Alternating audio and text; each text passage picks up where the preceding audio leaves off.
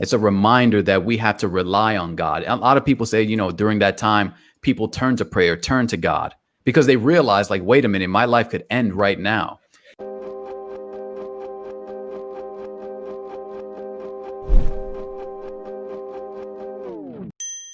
Today is a solemn day. As you know, today is 9/11. I forgot how many years it's been now. Has it been 19 years? 19 Wow, 19 years. And the question that you kept saying in everybody's timeline is, where were you in 9/11? So I would like to ask the panel that same question. Where were you in 9/11? Something happened. We were in school, and we didn't really know what was going on. They didn't really give us the details. They just sent everybody home. I remember walking into my house, and my mother said, "Yo, did you see this?" And I'm walking in. As I walk in, I turn my head and I look at the television. The second plane comes. It recorded, and they were showing the second plane hit. And I was like, and my mother was freaked out. She was like, "This is like a movie." That's what she kept on saying. This is like a movie. Like it didn't feel real. Even when I was watching it, I was like, what's going on? I'm like, it was completely confusing as to what was going on. And I had a friend tell me, he said he had a bunch of friends who were around the area. They didn't get injured or anything like that. They were around. And they said the people on the ground, when this was happening, it felt like an apocalypse because everything was breaking up. Everything was shattered. There was smoke everywhere. There was, the ash. And they said it felt like the end of the world. Some of my friends said they were walking down the steps and they were seeing bodies coming down past the windows, just coming down from, they would just look out the window. They would see a body come down. I actually read earlier today, they said some of the bodies, they said, people said it sounded like it wasn't a matter of pain that these individuals felt. It was when they hit, it was more of obliteration versus, of course you're coming from that high and the velocity and the impact. And it said, and as I was reading this, I was like, this had to be horrific to be around because they said it sounded like wet sandbags hitting the ground.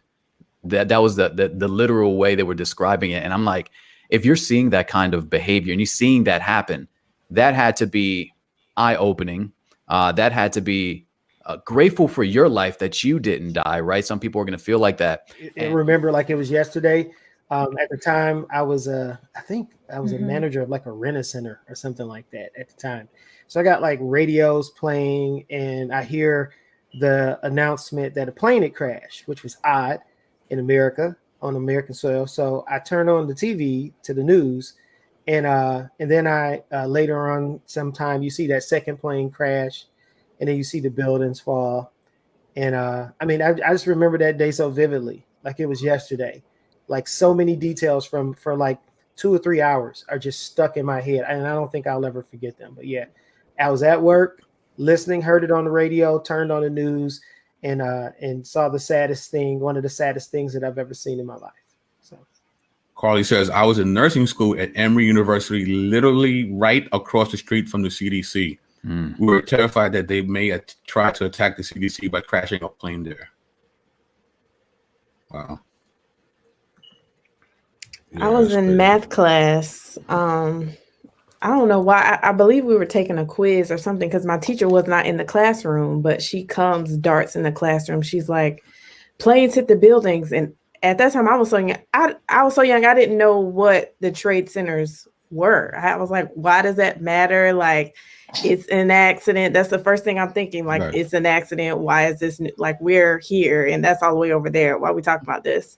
So I get home. I don't think we even got out of school early, but I got home. I'm like, Mom and Dad, did you hear about what happened? And now thinking back on, I'm like, that was so silly. Like, of course they saw what happened. They probably knew about this hours before I even had heard of a World Trade Center. But I remember as a kid just being so afraid, like, so this is what terrorism is? Because I had never really been confronted with real life terrorism. So that was scary.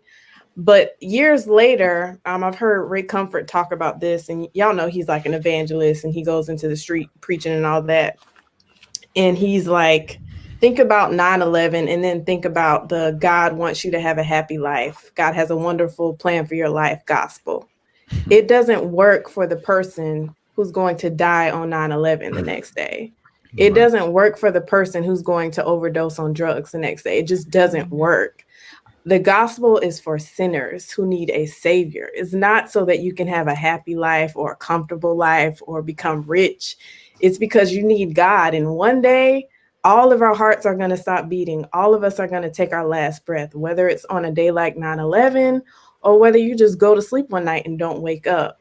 So it should remind us to be very, very aware of our need for God on a daily basis, and also push us to be more aware of our friends and our family members, and even people who don't like us. Like, it's our responsibility to touch them and to reach out to them with the true gospel. So today being 19 years is unreal, but I'm glad that God is still ultimately in control. This didn't take him by surprise. Whatever the next tragedy, even with the fires in California going on right now, God is ultimately sovereign. So for that, I have hope, but it's still scary even today, just thinking that happened to people in this country.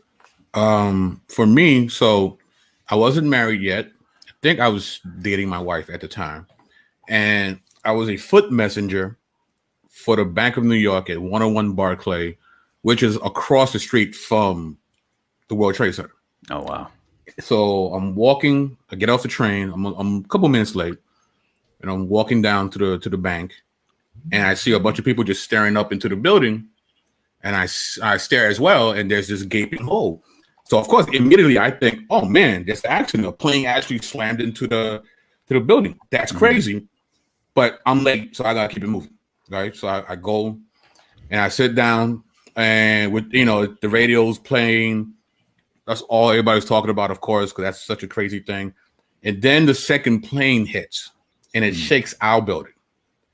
So we grab our stuff and we hightail it out of there. And when I get out of there, we go to the back entrance. All the tourists with their cameras are standing right next to the building that just got hit, and they're taking video. And in my mind, it's like, are you stupid? Because what if the building just, falls down? How do you think it's going to collapse the way it collapsed? So I'm like, I'm out of here. Now, my first thought was, let me go over the Brooklyn Bridge. But I'm thinking, that's probably the next thing they're going to hit. Right? And SOC, to your mom's point, in my head, it's a movie. This is a movie. This is so surreal. Like, I'm living a movie. This is crazy. So I go the opposite direction. I take what's called the Williamsburg Bridge, the Canal Street. Of course, you guys don't know anything about that, but it's a lesser known bridge. So I'm thinking they won't attack that. So as I'm walking over there, I run into two sisters in my church that go to a college nearby the World Trade Center. And they're running towards the World Trade Center. And I stopped them. Like, what you guys doing? It's like, sister so-and-so, she's in one of those towers. She works there. I'm like, listen, the last thing she wants is for you to run over there right now. Yeah, but we got to make sure she's all right. Like, we can't do that right now. We got to make sure we're all right. And they were hysterical. So I had to grab them and just push with them away and kept going. And again, in my mind, it's like, this is a movie. What is this? And as I'm moving with the sisters, all of a sudden the building collapses, right? And now you see those people that are taking those video things, they decide to start running. And as they're running, you see the smoke just overtake them. Woof. So I get to the bridge, and that's when you start seeing, you see everything, all of the debris and everything. We get to Brooklyn, and who's waiting for us is a whole bunch of Hasidic Jews. And they're coming to us. They're giving us water bottles, Band-Aids. Hey, are you okay? You need help? You need a hospital, blah, blah, blah. And my first thought is, wow. But so then from there, I walk, because I lived downtown Brooklyn at the time. Well, still do, but more downtown. So I finally get downtown. And I see the people that actually did make it across the Brooklyn Bridge. They're covered in soot. Just all in white. It's, it's crazy. Yeah, I remember I was in the projects. So I went home to the projects. And I remember this one girl beefing about how they preempted her soap opera because of 9/11. I'm like, you don't see that building that used to be there is gone now, right? You see that, right? There's other dudes like, the Jay-Z album dropped. I was going to go to B Street and they closed it. I'm like, that's what you care about? Really? But it wasn't until I finally got home and I put on the TV. I didn't see these planes get, hit the buildings until I get home. And then when I saw it, I'm like, dang, I was there. Wow. And then what's funny too is there was a sense of cooperation and love and unity in the city for about 2 to 3 weeks. It lasted for strangers were going to other strangers. Hey, you okay? You need anything? There was a lot of love and unity, like very much. It was very warm for about 2 to 3 weeks. And then, of course, we went back to whatever it is we was going, we were doing. So I knew that something was up, and then I had to go to work right after class, and I would usually take the subway to go there. And I went down to the subway station, and it was closed. There was police there, and I just heard people saying that they were thinking that they were going to hit the subway. And so, by now I had come to understand, okay, I guess something happened. Some towers fell. Hadn't seen it. Got to work, and like MJ said, got to work, and on the stand, the TV on the stand, I saw what everyone was talking about, and it looked like a movie. Like I couldn't believe that it was real, and the feeling of not knowing and angst, and what is going on, and what if it happens to us. And I don't think that's something that I feel safe in saying that I don't think I'll ever forget that day, ever. And it's amazing to me to hear you tell those stories of tourists taking pictures as if just completely unaware of what's going to happen. And I think about that, like even today, people are so concerned about, somebody said earlier, iPads and Mac computers and YouTube views and selling glass necklaces, as if we're going to be here forever when we're not going to be here forever. Like all of us have an end date. So y'all are taking pictures, not even thinking about what could happen to you. You just saw what happened to all these other hundreds of people. That's crazy to me. Yeah. And if you think about it, though, Ty, people do that every day of their lives. It is 100% fact that we are all going to die one day. And we live these lives of taking pictures. It's called selfies, right? We live these lives of like being so attentive to things like social media, so attentive to how our lawn looks, right? But a day is coming where none of that's going to matter. Like those tourist pictures, I mean, in light of the event, and in light of the lives that were lost of real people, your pictures don't really matter, And so, like, I think, was it Chris or MJ said, I think it was SOC, that we have to remember that our lives are short. They are but a vapor.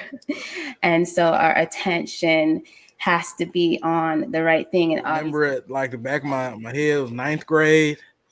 We was in there clowning, and all of a sudden everybody got quiet. And back in the day, the TVs were bigger. They sat on top of the thing that you roll them. Right. So he rolling the TV up. I'm thinking that we about to watch a movie, and he plugs it up, and we're looking at these two buildings on fire, and I'm like, okay. And I see some of the really need to make sure that you're in right standing with God. Okay. Tomorrow's not promised for nobody, myself included. And we just been, even this year, just been dealing with the reality of our mortality. You know what I'm saying? So it make you think differently about your relationships, and make you think differently about the words that come out of your mouth. It make you think differently about your devotion to God, about your motives for doing certain things. It really causes you to have a reality check. So, with 9/11 and even with COVID-19, it makes you reassess what's important. There was some amazing like Christian stories too. Like there was this one girl. She was a member of my church. She just became a Christian, and she worked at the Towers. And she left. She was halfway there, and she forgot her Bible. And she's like, "No, I need to have my Bible. I need to read my Bible today. I gotta go home. I don't care if I'm late. I'm gonna get my Bible." When she goes home, that's when the plane hit basically the floor where she worked at. Wow. So we're thinking about her Bible actually literally saves her life. Tons of stories, people who were taking vacation, who should have been there that day, but they're on vacation. Actually, me, I was, like I said, I was a foot messenger.